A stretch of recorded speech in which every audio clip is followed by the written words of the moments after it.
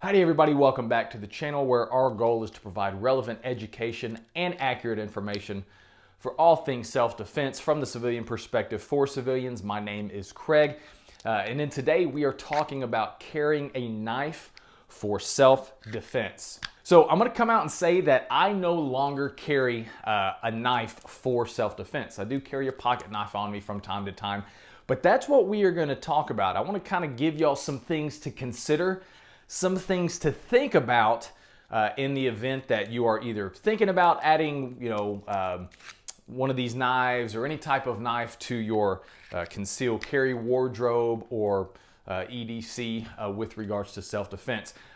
This book, I've talked about it before on the channel, Violence of Mind by Varg Freeborn, kind of validated my reasoning.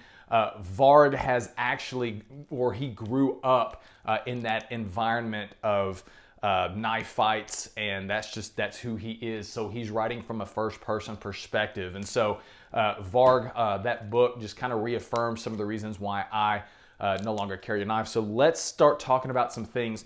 So the first things first, guys, you need to ask yourself, what is the purpose of you carrying a knife for self-defense? So if you're carrying this because you want a less lethal mode of defense or less lethal mode of force, I would consider you look at other options, because using this on somebody is deadly force. I've talked about it in other videos. Remember, there's no such thing as a non-lethal use of lethal force. So let's talk about carrying this as a method of lethal force. Well, that's kind of one of the reasons why I don't carry this, because I carry another form of lethal force on my body at all times, and that's my pistol. Having two forms of lethal force on your body, you can talk about Hick's Law if you want to. I'm not going to go into that, but I know just with my training, if the time comes and I need to use lethal force, I'm going to pull out the tool that I carry for that. I'm not going to try to think about, oh, well, does this call for a knife or does this call for a gun? No, if lethal force calls for lethal force, I'm pulling out my lethal force tool and doing some work. So that's something else to consider. If you do want to carry this for a means of lethal force, like I said, this is my K-Bar TDI. Some people carry these, they're great knives. Some people carry clinch picks. The people that recommend clinch picks, you need to go actually look and see why they recommend that, okay? The purpose behind that is to create space. They're in an enclosed environment, in a car, up against a wall or whatnot, and they can't necessarily get their gun out. Another thing you need to consider, guys, and I don't want to go down the rabbit hole on this, my ADD might kick in if I do. Remember, if you introduce a gun into a fight, it is now a gunfight. Also, you need to make sure that your opponent or whoever you are fighting, you have solid control over that person, so that when you introduce that gun into that equation, there is zero chance of them to gain access to it. Because if you don't do that, then you are now giving them the ability to take your firearm and potentially use it against you. So those who recommend clinch picks, they are doing so because they are using that to create space.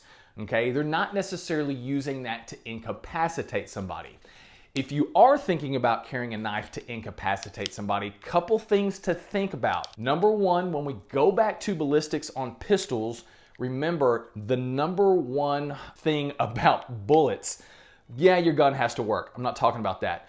Penetration. Penetration is more important than anything else. So when we talk about lethal force, guys, we are trying to force that person to stop as quickly as we can. We are trying to make that person stop. Now, so when we talk penetration, that bullet has to travel into the body. The FBI requires, I think, at least 12 to 14 inches of penetration for their ballistics. We're trying to stop that person as quickly as we can. We're trying to create massive blood loss. I can't necessarily do that with such a small blade unless I get to specific areas of the body. So if you want to carry a knife to incapacitate somebody, this little thing is not going to do the job that you think it's going to do. You want to carry a knife to do some damage, you're going to have to carry one that's 8, 9, 10, 12 inches long so that it can reach the vital areas of the body and do work. Another thing I want you to think about, it's about the optics. It's about what would it look like to a jury if you stabbed somebody versus shooting. Varg talks about this in his book. He talks about in several instances where, and y'all can go search news sites for and find this information, but it is not uncommon for knife fights to end up with a person getting stabbed 30, 40, 50, 60, even 100 times. That's not uncommon because in a moment of rage, your adrenaline is dumping, you're in a fight for your life. Guys, stuff happens. Like I said, you've got this chemical cocktail going through your brain. You might not be in the right mind. So think about explaining that to a jury. And that's one of the things that Varg talks about in his book.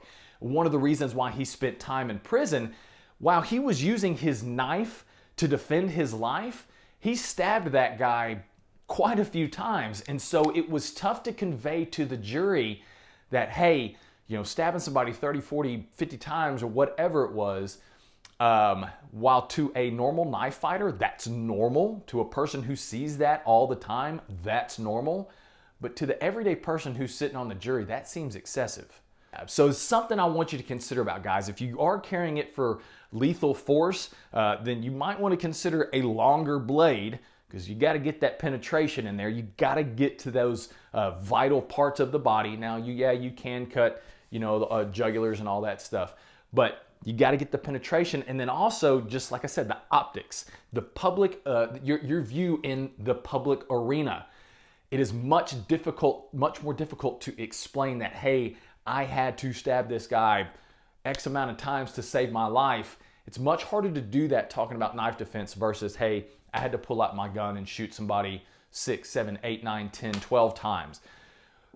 Guns are more readily identified with self-defense, and so it is much easier to convey that message to the average person. So anyway, yeah, guys, because of those things, I don't carry a knife on me anymore. Well, actually, I carry a pocket knife, but it's not for fighting.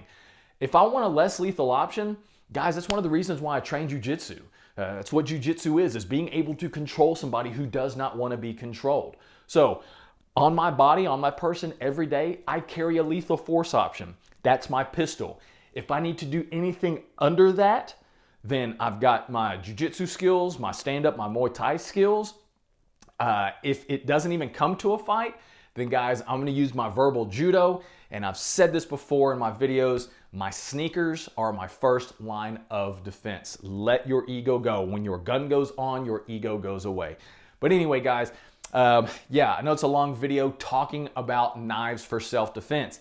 If you are going to carry one, think about why you are doing it. There are people out there who I respect that do carry them, but they carry them for a specific reason, and it's mainly to create space to get people off of you when they are in a confined area, because they can get to that knife much easier than that gun, and they can control it a lot easier than that gun, because when you introduce a gun into a fight, it is now a gunfight, and unless you are actively controlling the other person whom you are fighting, you are introducing a gun into that equation, and you are potentially giving them access to it. So we don't necessarily want to do that. But anyway, guys, that's my reason for not carrying a knife for self-defense.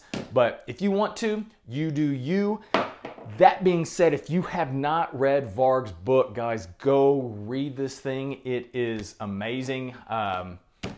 He does a really, really good job of talking about just how people react, use of force or whatnot. So guys, thank you so much for watching. You do what you think you want to do. But for me, I've got my deadly force option. That's my pistol. Everything else, I'm going hands-on, or my sneakers are taking me out of the equation. Guys, thank you so much for watching. Be safe, be smart, be skilled. Catch you on the next one.